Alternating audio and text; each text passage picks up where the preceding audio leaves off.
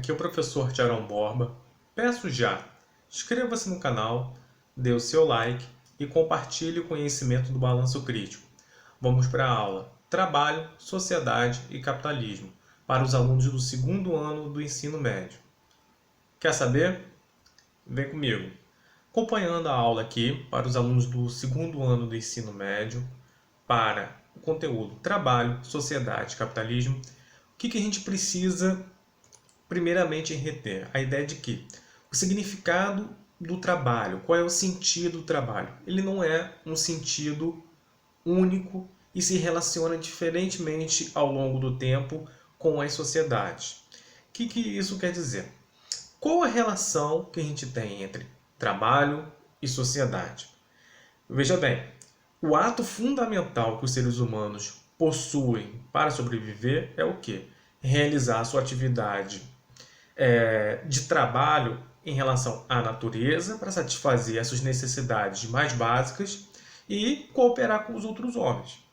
A partir do momento que se formam as primeiras comunidades e nesse relacionamento, as necessidades mudam, as sociedades e as comunidades começam a ter outras necessidades e diante disso as pessoas, os indivíduos começam a se diferenciar, atribuir valor a algum trabalho e outro menor, outros trabalhos com menor valor, menor status social, e isso vem desde comunidades antiquíssimas ao longo da história, por exemplo, as sociedades tribais que tinham uma divisão por sexo do trabalho, mulheres faziam um trabalho, homens faziam outros, ou nas nossas sociedades atualmente, que existem trabalhos que são muito mais valorizados que outras atividades que também são essenciais. Vamos pegar um exemplo vagabundo aqui pra gente. Jogador de futebol, os que ganham, vamos dizer, jogam na primeira divisão, seja aqui no Brasil ou num circuito, por exemplo, europeu, eles são muito mais valorizados que médicos, professores e policiais. Você pode pegar o melhor médico do mundo, ele não vai ganhar nada perto do que o Messi ganha, o Cristiano Ronaldo ganha. Então, a gente valoriza o trabalho de maneira muito diferente. Não é necessariamente porque ele supre uma necessidade real de existência, mas por questões sociais e culturais. Então, o que a gente percebe ao longo da história? Que o trabalho, quando integrado à sociedade, ele hierarquiza as pessoas, ele classifica as pessoas. Quer dizer, você faz um trabalho que é maior, que é mais valorizado naquela sociedade. Logo, você vai estar lá na classe dominante. Você faz um trabalho que é visto como inferior. Então, você vai estar lá abaixo da classe dominante, vai estar com uma camada inferior. Então, isso é recorrente na história das sociedades. E o trabalho é importante porque ele organiza a produção de riqueza e de conhecimento. Aí eu estou me atendo mais à questão dos trabalhos que a gente fala como essencial para a vida. Por exemplo, você está matriculado numa escola que vai formar não só você enquanto indivíduo cidadão, mas para o mercado profissional. As sociedades atuais, desde o século XIX até os dias de hoje, elas atribuem à escola a função de formar pessoas para o mercado de trabalho. É um dos objetivos da escola. Então a gente tem uma instituição formal que forma as pessoas para o mercado de trabalho. E isso é a gestão do conhecimento para o trabalho. Para você saber exercer o trabalho, você tem que passar pela escola. Sempre foi assim, Thiago? Não necessariamente. Como falei, das sociedades tribais. Era uma sociedade que passava esse conhecimento do trabalho a partir da oralidade, passava de geração para geração, se dividia a partir do sexo das crianças desde o início, as mulheres ensinavam as meninas qual seria o trabalho delas e os homens, os meninos. Enfim, então, cada sociedade ela define os rumos do trabalho, da produção de riqueza, o que ela valoriza, o que ela acha importante para a sociedade. Então, perceba o seguinte, o significado do trabalho, ele é o mesmo ao longo da história? Não. Nós podemos ter exemplos de valorização negativa ou positiva do trabalho, dependendo de como for a sociedade organizada. Peguemos aqui o exemplo da sociedade greco-romana. Lá entre os gregos, as classes dominantes se preocupavam essencialmente com a política. Aí estou me referindo mais aos gregos, no caso da polis de Atenas. Aristóteles, no seu livro A Política, ele fala, o homem é essencialmente um animal político. O que faz o homem homem um ser, um indivíduo, é ele exercer a atividade política na polis. Qualquer outra atividade braçal era vista como inferior, ele era visto como um não cidadão, um não pertencente à polis. Então, o escravo, o estrangeiro, a mulher que não participavam dessa vida política, eles eram vistos como o quê? Como inferiores. Ou essa tradição grega, ela chega, por exemplo, aos romanos. É a mesma coisa, tanto que o trabalho braçal ele tem um significado de tortura, tripalho. Essa visão negativa romana, né, começou com os gregos, passou pelos romanos, chega até a época cristã. Vocês forem lembrar, até a Idade Média, nós tínhamos o quê? Uma organização estamental, quer dizer, uma sociedade altamente hierarquizada, onde cada grupo social tinha uma função muito específica para aquela sociedade. O clero cuidava da vida espiritual, os nobres lutavam, né? E lá abaixo na classe inferior, né, o terceiro estamento, eles o quê? Trabalhavam. Então, perceba bem, na hierarquia da sociedade, o primeiro estamento, clero, cuidava da vida espiritual, novamente. Nobreza, lutava. E as classes inferiores trabalhavam.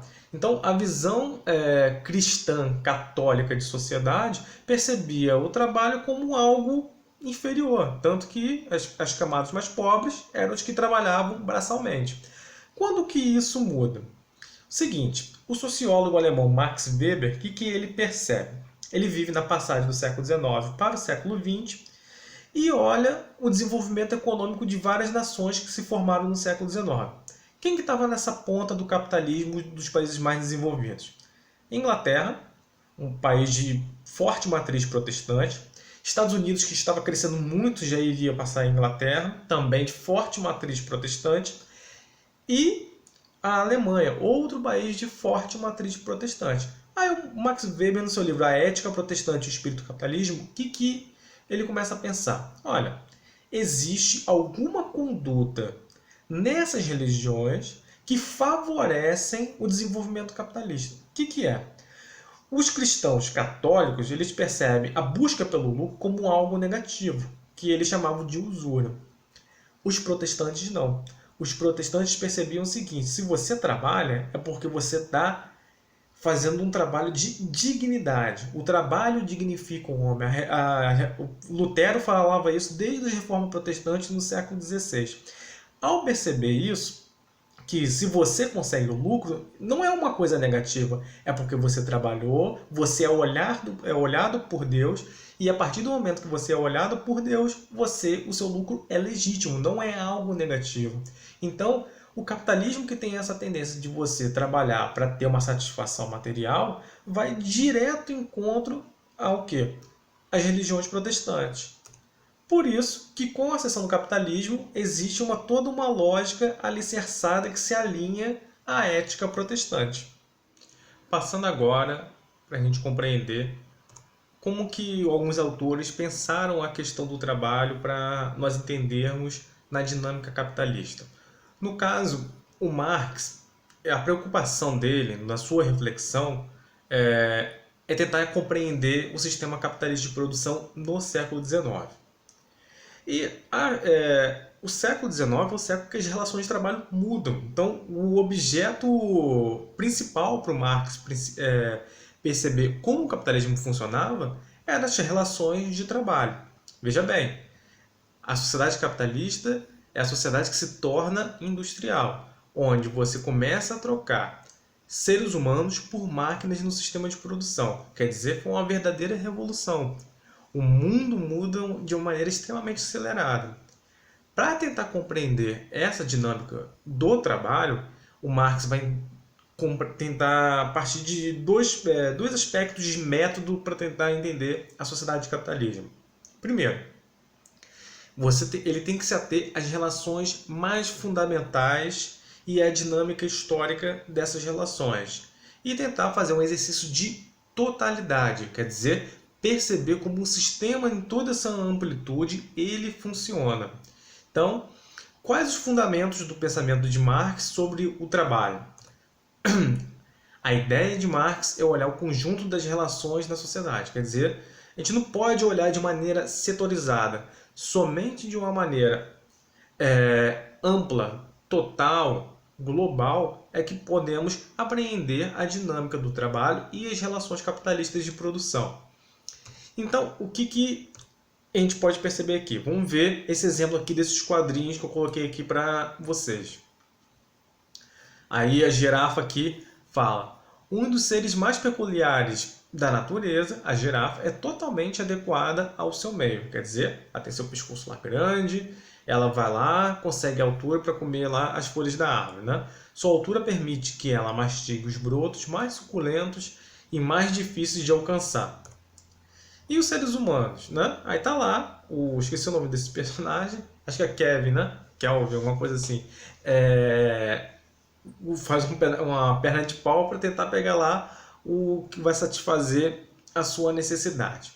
Então, olha só, nessa tirinha de quadrinhos, qual é a discussão que a gente pode perceber que o Marx vai inserir nisso? Os seres humanos trabalham para suprir suas necessidades mais básicas. Quer dizer o seguinte, o Marx, lá na ideologia alemã, comenta o seguinte: qual é o primeiro ato histórico fundamental dos seres humanos? A sua relação com a natureza, porque somente o homem se relacionando com a natureza, ele pode suprir as suas necessidades mais básicas. Então, esse é o ponto fundamental para o Marx. Veja bem, isso é uma dinâmica dos primórdios da humanidade e que impera até os dias atuais. Então, é uma reflexão extremamente válida para a gente avaliar. Toda a discussão ecológica que a gente tem nos dias de hoje passa por isso. Depois, no processo de exploração ao desenvolvimento das forças produtivas. Quer dizer o seguinte: os seres humanos, ao longo do tempo, eles se adaptaram aos vários lugares do mundo. Os seres humanos povoaram o planeta. Nenhum outro animal faz isso. Como que os seres humanos conseguiram isso? A partir do seu intelecto, ele consegue organizar técnicas e tecnologias para satisfazer essas suas necessidades. E as tecnologias, as questões materiais que fazem ele explorar a natureza e se relacionar com os outros homens são as forças produtivas. Então, a história do homem é a sua relação com a natureza, a relação com os outros homens e o desenvolvimento das forças produtivas. Então, as relações básicas acontecem com a natureza e com os outros homens. Então, fecha essa ideia. Então, essas são as relações que totalizam a sociedade. Essas são as relações fundamentais, que por mais que existam trabalhos diferentes na sociedade, elas sempre vão se voltar na relação com os outros homens e com a natureza. Isso é uma regularidade histórica. Então, é isso que o Marx percebe. Seguindo aqui, o Marx ele fala o seguinte: o trabalho é um processo que envolve força de trabalho. Você viu lá a tirinha, lá o ser humano ele precisa ir à natureza para se relacionar. Ele tem um objeto que é o trabalho para suprir a sua necessidade e utiliza os meios de produção, seja ele o mais rudimentar ao mais sofisticado. Então, e no capitalismo? Como que é esse processo do trabalho? O proletário, ele vende a sua força de trabalho, quer dizer, o proletário é o trabalhador comum, no caso, o trabalhador industrial, que ele se refere no século XIX. E o burguês é aquele que tem os meios de produção, as forças produtivas. Qual é a grande diferença do capitalismo para os outros sistemas de produção? Que nos outros sistemas de produção, normalmente o trabalhador ele tem os meios de produção. Ele opera os meios de produção, ele produz a riqueza.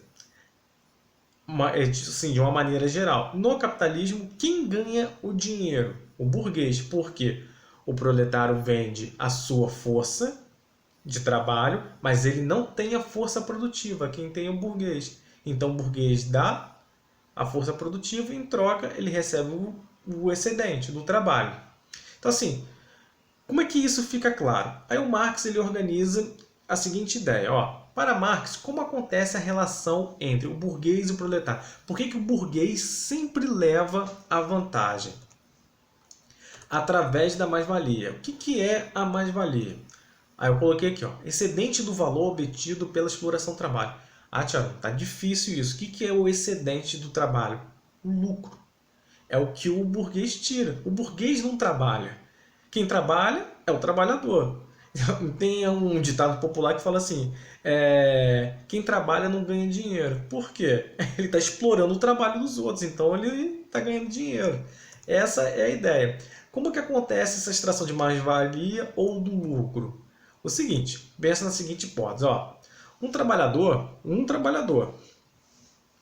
ele produz na jornada de 8 horas um equivalente em produtos de 5 mil reais. Tá? Isso aqui é uma hipótese, aqui, uma ficção. Vamos supor isso. A empresa possui um custo diário de R$ 1.000 para manter a fábrica funcionando. Quer dizer, quanto que ele gasta com os trabalhadores de maneira geral, paga luz, água, o aluguel do estabelecimento, etc. Então significa que em 2 horas praticamente de trabalho, o trabalhador produz riqueza necessária para manter a fábrica. O resto é o quê? É o lucro que o burguês retira do trabalhador. Quer dizer o seguinte, que o trabalhador ele trabalha aí mais ou menos 6 horas de graça. Então, essa é a ideia. Isso que mantém o sistema capitalista funcionando, isso que mantém a relação entre o burguês como uma classe dominante e o proletário como uma classe explorada. Nesse sentido aqui, também sobre a questão do trabalho, vendo o Max Weber, a gente já mencionou de maneira geral, mas o que o Weber vai pensar que é diferente do Marx? O que detém o pensamento do Weber? O capitalismo ele não é só um fenômeno econômico. Veja o que eu falei. O capitalismo, para o Weber, o Marx percebe o capitalismo como um fenômeno mais recente. Como um fenômeno lá. Começa lá no século XIV, século XV, XVI, um capitalismo agrário que se desenvolve na Idade Moderna e se torna pleno no século XIX. O Weber não. O Weber fala o seguinte: não, o capitalismo sempre existiu. Tem essa. A partir do momento que o homem comprou por X e vendeu por 2x, isso é capitalismo. Então, assim, o Weber ele tem uma percepção muito mais cultural, de espírito. A pessoa tem que estar em busca do lucro. A partir do momento que a pessoa está em busca do lucro, isso é capitalismo para ele. Então, nesse sentido, ele observa o seguinte: o capitalismo, se ele é não só um fenômeno econômico, mas um fenômeno também cultural, ele só pode se organizar de maneira plena, com todas as suas potencialidades, a partir de uma base social. E essa base social tem que ser uma ética. Aí ele fala, não é qualquer ética. A ética cristã, ela impedia o capitalismo de atingir as suas potencialidades que ele poderia atingir. Somente a ética protestante, porque o protestante ele não vê o lucro como algo negativo, como o cristão católico percebe. Então, o Marx tem uma visão mais materialista, uma visão das relações concretas, ele vai tentar perceber isso. O Weber vai apontar para a questão cultural. Isso é errado, Tiaron? Quer dizer que um não explica o outro? Quem que está certo, o Marx ou o Weber? Os dois, não são leituras, minha percepção, contraditórias. Elas se complementam. Eu acho que são duas leituras muito importantes sobre como o sistema capitalista funciona e as relações de trabalho também no mundo hoje. Seguindo adiante aqui nos pensadores clássicos de como eles percebem as relações de trabalho, veja bem, falamos primeiro do Marx, passamos pelo Max Weber, agora vamos chegar em Emile Durkheim. O que Durkheim ele percebe em relação ao trabalho? É um elemento de coesão social, quer dizer o seguinte: todo o pensamento do Durkheim ele também é afetado como Weber, como Marx, a perceber como a industrialização mudou a relação do mundo, as relações sociais e as relações de trabalho, consequentemente, e ele tenta apreender esse fenômeno da industrialização e das relações de trabalho. Ele percebe o seguinte, que é uma regularidade histórica, desde os primórdios até os dias que ele vivia lá no final do século XIX e início do século XX. O trabalho é um elemento unificador das sociedades, que ele é um elemento, é uma variável extremamente importante que faz a sociedade se tornar coesa. Lembrando aqui, vocês podem estar esquecidos, uma questão fundamental para o Durkheim, quando ele olhava a sociedade, era o quê? Olha, será que com essas transformações da sociedade industrial, a sociedade vai continuar se sustentando? Então, com essas rápidas modificações na sua totalidade, será que ela não vai entrar em anomia social, quer dizer, desordem social? Quer dizer que ela não vai mais se sustentar? Então, essa era uma grande questão para ele. Aí você pode falar, Tiago, mas essa é uma questão trivial. Mas para você que já é nascido em um momento histórico que as grandes transformações acontecem de maneira muito repentina sucessivamente. Naquela época, essa não era a realidade. Então, isso era um fato muito importante para ele perceber. E ao perceber que um elemento, uma variável importante para que as sociedades continuassem a funcionar, se manterem coesas, eram as relações de trabalho. Então, define o trabalho define o tipo de sociedade. E ele percebe dois tipos de relações de trabalho. Primeiro, as relações de trabalho que transformam a solidariedade mecânica.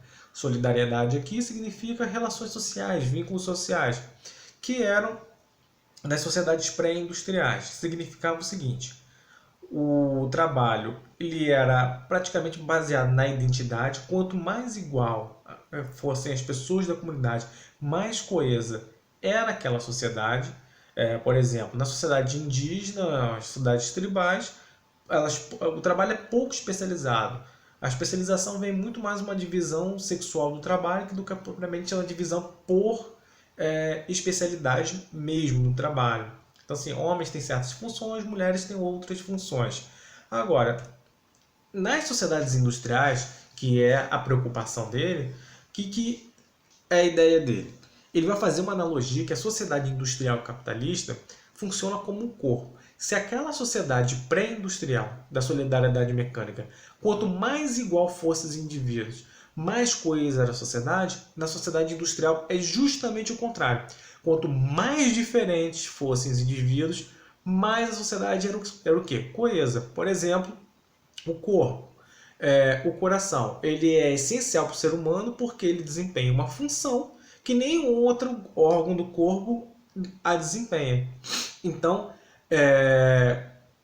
o cérebro ele é essencial para o corpo, que o corpo leia-se sociedade, porque ele faz uma tarefa extremamente especializada que nenhum outro órgão faz. Então, nesse sentido, é o que Durkheim percebe, que essa especialização do trabalho é o que torna a sociedade coesa. E, de maneira geral, é um fenômeno que ocorre nos dias de hoje. A gente percebe o trabalho extremamente especializado. Veja bem, se vocês estão aí pensando em fazer uma universidade, faz uma pesquisa dos cursos disponíveis nas universidades hoje e compara com 10, 15 anos atrás. Vocês vão ver que existiram várias criações de novos cursos universitários que não existiam 15 anos atrás. Quer dizer, a gente vive uma tendência do mercado de trabalho ultra especializado. Pode-se dizer o contrário hoje em dia, não, que você tem que ser polivalente, tem que exercer várias funções. Não, isso aí são competências, não é um trabalho não especializado, são coisas diferentes. Você saber ser educado com competência para se adaptar à realidade é uma coisa, mas que o trabalho é mais especializado, isso é uma realidade, isso é um factual. Então, o capitalismo, de maneira geral, e a industrialização, qual é o movimento que eles tiveram ao longo do tempo? Divisão do trabalho, como eu mencionei aqui para vocês. Sempre essa busca incessante pelo aumento da produtividade. A divisão do trabalho é decorrente disso, dessa tentativa de aumento de produtividade. E busca também incremento tecnológico. O que percebem os capitalistas? Que não basta o incremento tecnológico, nós temos que gerenciar o trabalho. A partir do momento que ele se torna mais especializado, tem que existir a figura do gestor. Então, uma figura que é bastante importante hoje nas empresas, o administrador de empresa, ou a figura do gestor, para saber o quanto que pode gastar, não pode gastar, para que seja produtivo, fazer mais com menos. Né? O pensamento do gestor é sempre o quê? Max Mini, máximo de lucro e mínimo de custo. Então surge no final do século XIX pessoas que vão pensar sobre a gestão do trabalho. São os primeiros consultores, primeiras pessoas, administradores, pessoas que vão pensar de maneira geral de como organizar o trabalho e as empresas. Um dos primeiros dele foi o Frederick Taylor. Ele pregava a gestão científica, ficou conhecido também como Taylorismo. O modelo dele aplicava mais a questão da execução do trabalho, não tanto da empresa, mas também tinha alguns princípios que eu vou falar agora que se aplicam também à organização geral da empresa. Então, qual é o objetivo dele? Aumento da produtividade. Você falou em capitalismo, você está falando de pessoas que querem lucrar, ganhar dinheiro. E como que ele percebia o seguinte: como é que eu vou ganhar mais dinheiro? A partir de 4 princípios. Que princípios eram esses? Bons salários. Mas esses bons salários não são salários de graça, não é você dar outro salário bom a troco de nada, mas um salário que vai crescendo a partir de metas que o trabalhador vai executando. Você atingiu o objetivo 1, você vai ganhar um dinheiro. Você atingiu a meta 2, você vai ganhar um dinheiro. Então, por produtividade. E tentar baixar os custos da empresa. A padronização do trabalho. Esse é um dos mais importantes. Eu quero que vocês frisem isso. É o seguinte: o Taylor estava lá na fábrica e olhava. Um pintor pintava somente na vertical, outro só na horizontal, outro fazia de qualquer jeito. E nisso ele ficava lá do lado, olhando assim e cronometrando. Qual que vai pintar? Vai me trazer o resultado melhor e qual é a forma que ele vai fazer em menos tempo. Então ele fazia essa pesquisa, via qual era o melhor custo-benefício, né, na relação tempo e resultado, e estabelecia o seguinte: fulano encontrou a melhor forma de executar o trabalho, então todo mundo vai fazer o trabalho igual a ele. Então vai ser uma padronização geral do trabalho na empresa. Os trabalhadores têm que ser cientificamente selecionados. Por exemplo, os recursos humanos, os cursos de recursos humanos que a gente tem hoje. Não só nas faculdades de psicologia, mas tem cursos separados somente para isso. Justamente começa a ter esse anúncio desses cursos com o pensamento do Taylor. E um ambiente de trabalho cordial. Eu acho que o trabalhador ele só é produtivo quando você está num ambiente que você está minimamente satisfeito. Então veja bem, ele tenta ver o lado do trabalhador, mas também o lado da empresa. Essa é a figura do gestor. Não é só a questão de explorar, mas você tem que dar incentivos para que aquele trabalhador ele seja eficiente, que ele esteja constantemente buscando a sua melhora de vida, e a melhora da sua vida com premiações e trabalho, e satisfação no ambiente de trabalho, é a melhora para a empresa também. Outro nesse mesmo momento, um pouco depois do Taylor, vai ser o Henry Ford. O Henry Ford ele é o fundador da empresa automobilística que a gente conhece como Ford. Então, ele vai estabelecer o que a gente chama de sistema de produção fordista. Primeiro, qual é o objetivo dele? Mesmo do Taylor, ele monta uma empresa, não é para rasgar dinheiro, é para aumentar a produtividade, ganhar mais lucros. Então, como? Primeiro, incorpora as ideias de Taylor. Fica descarado, assim, não é descarado que ele roubou na sacanagem, mas que o Taylor o influenciou na organização da sua empresa. Só que ele vai fazendo vamos dizer assim, ele vai lapidando as ideias do Taylor. Ele falava o seguinte: não adianta somente aqueles princípios. Nós temos que organizar a fábrica. Quem vai fazer o que na fábrica e onde? Então, não pode ser todo mundo junto e misturado. Aqueles princípios do Taylor são orientadores. Você dá um melhor salário, dá premiações, a pessoa fica satisfeita com o trabalho, mas você tem que organizar espacialmente a indústria para que ela seja mais produtiva. E ele especializa o trabalho, né?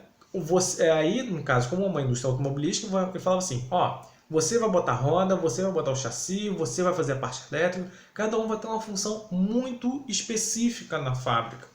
E para isso, ele faz o quê? A esteira, a linha de montagem. Então, ele organiza a fábrica, bota o que primeiro? A estrutura do carro, bota as rodas, bota a parte de cima, bota o motor e cada etapa. Então ele ganha muito tempo frente aos seus concorrentes para montar um carro.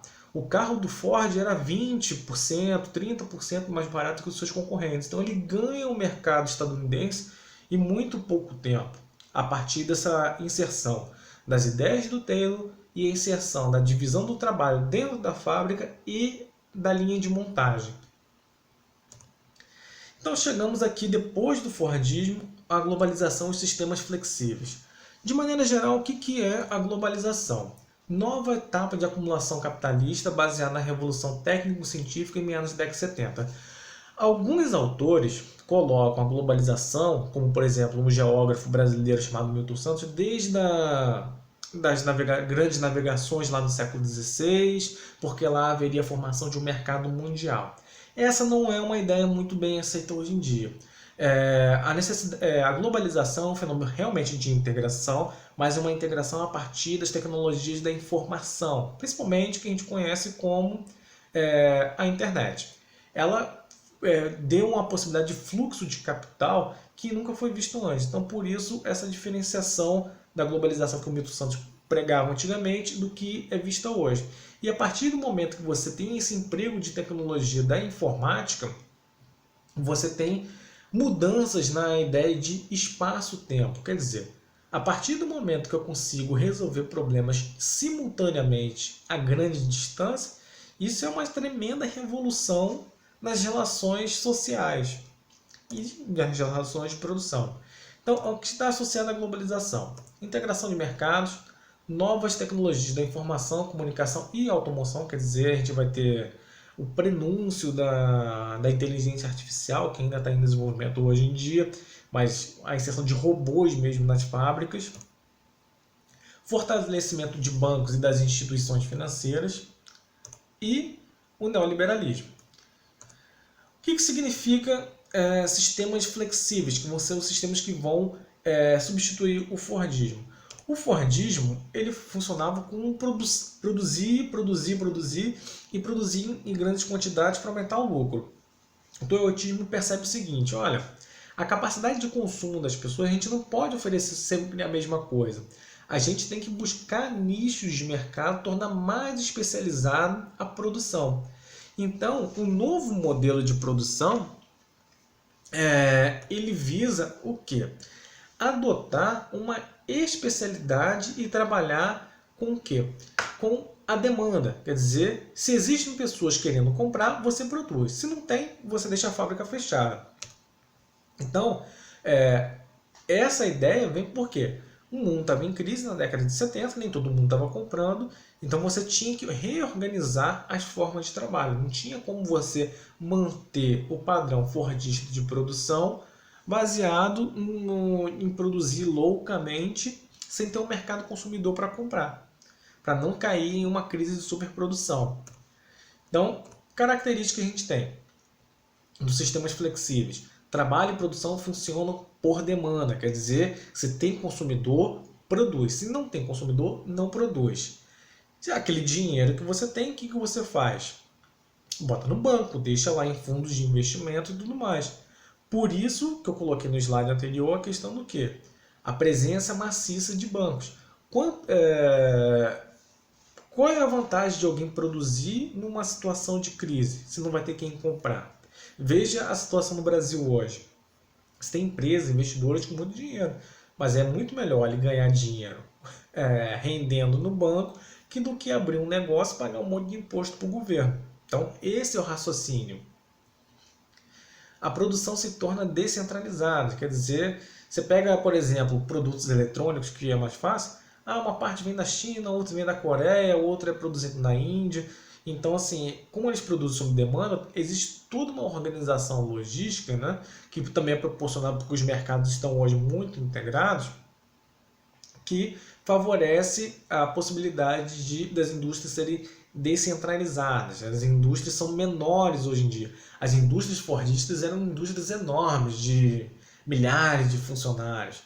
E essa descentralização é por conta disso, para trabalhar sob demanda, somente se há consumidores para comprar, mas também para desmobilizar os trabalhadores, os sindicatos. Se as pessoas não trabalham mais juntas, não tem aquele convívio diário de buscar sobre direitos e tudo mais, então significa o quê? Que a mobilização do sindicato, do movimento operário, tende o quê? A diminuir. Então também tem esses dois lados na formação dos sistemas flexíveis ou just-in-time. E os contratos de trabalho são sazonais. Quer dizer, muitos deles, ó, você vai trabalhar por tanto tempo.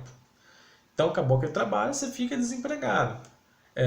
No Brasil, isso não é tão nítido ainda, começou a ficar mais nítido com a reforma trabalhista lá no governo Temer, mas países como, por exemplo, a Inglaterra, Estados Unidos, isso é extremamente comum.